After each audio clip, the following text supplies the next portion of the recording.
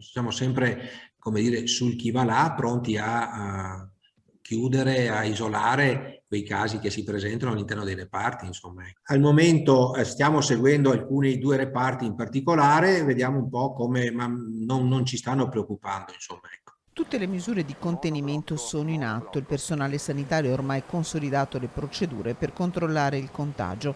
Sono 2 reparti dell'azienda ospedaliera di Padova interessati da focolai di Covid-19.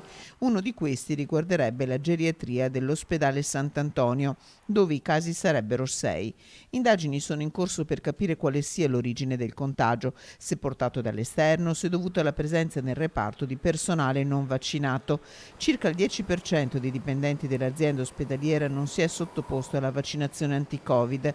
Gli elenchi adesso sono in mano alla Regione per capire quali siano le motivazioni all'origine del rifiuto. Nel frattempo Padova resta la provincia veneta con il maggior numero di contagi. Le vaccinazioni continuano, più di 5.000 anche martedì.